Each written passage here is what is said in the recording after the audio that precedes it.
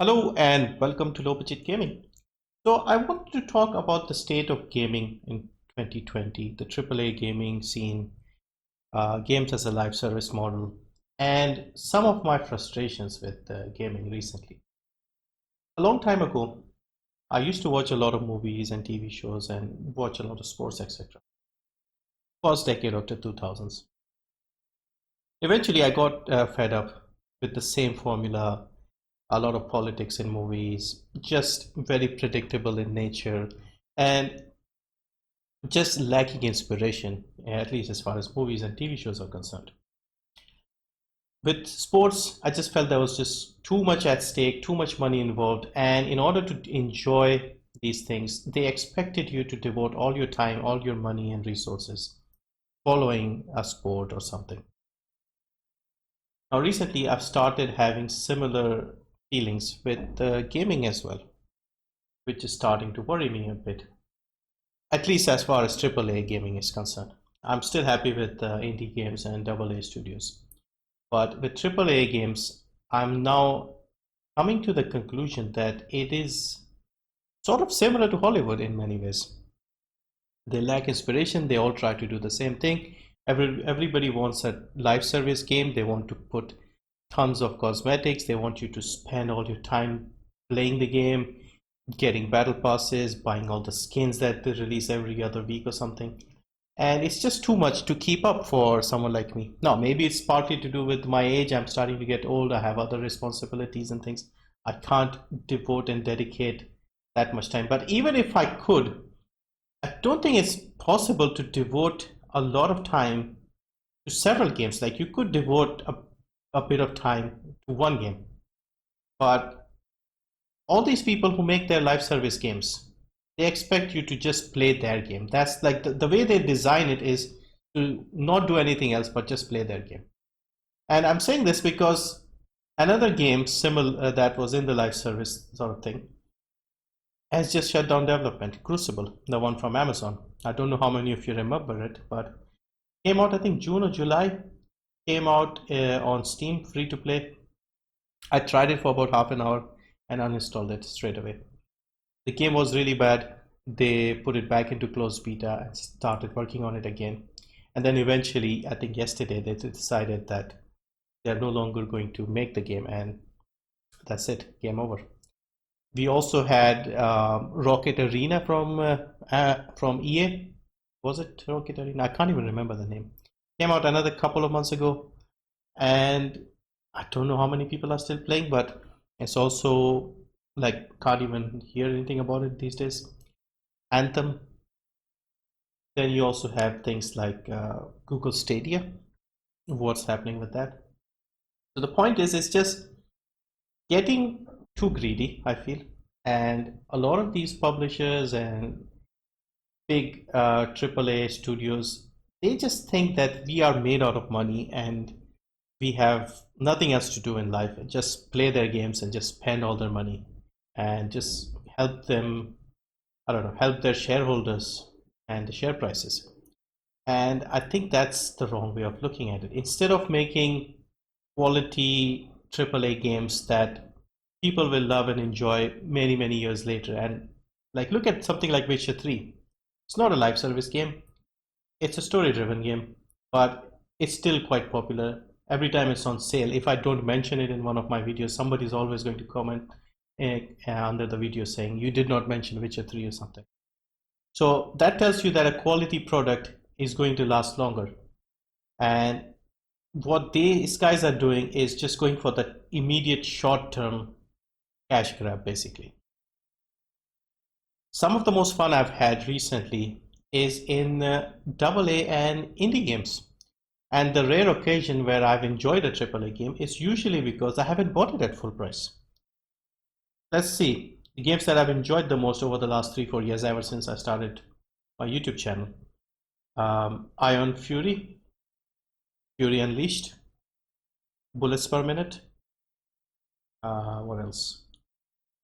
Return of Obra Dinn, Cloudpunk from earlier this year, Greedfall, Plague Tale Innocence, Hellblade, Senua's Sacrifice. So yeah, these are some of the games that I can think of, and as you may have noticed, none of these are AAA games. Made by smaller teams, usually very small teams, made with passion. Of course, not as well made or like well polished, I guess. But even the AAA games are not that polished these days. Most of the AAA games are a broken mess at launch these days. Like just the last few months about Horizon Zero Dawn, and it needed several patches before it became playable, and I lost interest by the time they had fixed it. I'm hoping I can make time and play it again, but it made it pointless to buy it at launch for me. Mafia, same story. Broken black screen problems at the start.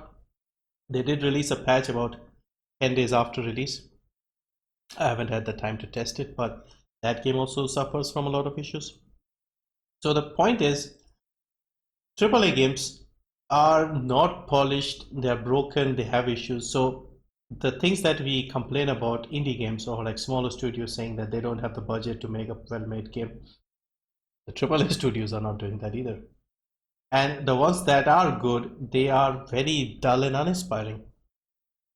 Big open worlds filled with repeat quests, no imagination, lack of inspiration, just copy paste again and again and again.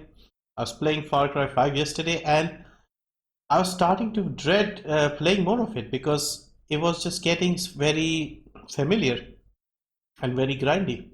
And I had just taken out one of the siblings, the Seed family, and I thought I've put in like 10-15 hours already, and I'm only maybe a third of the way in. And it just sort of, I just dreaded playing more. And I used to love open world games 10 years ago. The maps have become bigger and bigger, and they're filling it up with useless crap, and it's just not fun anymore. And the live service games, as I ranted earlier, they are worse. Most of them want to do these live service games, but as you can see, not every game succeeds. Like 1 in 4 or 5 games might do somewhat well. Like this PUBG and Fortnite thing, I think is probably partly responsible. But at the moment, you don't have that many games that are getting a lot of concurrent viewers. Marvel's Avengers, it's been out for a few weeks and they can't even get 1,000 players on PC. So it's just lack of inspiration. Like the first time I had heard that Square Enix is making a Avengers game, I just thought like, why? There are already hundreds of movies by this point. Every type of superhero imaginable has got a movie, and now they're going into the gaming as well, and they're going with the live service model. So it's just these big publishers, they are completely lacking any kind of inspiration or passion, because obviously they are worried more about pleasing the shareholders and making as much money as possible every quarter instead of trying to make a quality product that people will appreciate and enjoy for years and remember fondly. Like all these games that we remember fondly, like who will remember about the Crucible or any of these similar games that are just designed to grab as much money as possible as quickly as possible? So yeah, I'm starting to get very frustrated by the AAA gaming scene, and at least I'm hopeful that these smaller studios are keeping the quality and the magic, you could say, of gaming alive. If it wasn't for them, I would probably be in the same position and move on to like another hobby or something, because I've given up on movies, I've given up on sports TV, like even documentaries. Have you seen the documentaries recently? Like 20 years ago I used to sit and watch Shark Week every day. Now, if you look at Discovery Channel, it's a mess. It's that pawnbroker guys, that family, and just crap like that. I don't know if it's on Discovery or not, but like I couldn't recognize Discovery anymore with the stuff that was on it. So yeah, everything has become this generic entertainment-based model, and it's just uninspiring and just completely boring. Yeah, I should probably start reading books or something, or maybe start painting or something. But anyway, let me know what you think about this, and what are your favorite games, and how many of those are indie games? Because I'm curious to know, because I can't play another Assassin's Creed game anymore.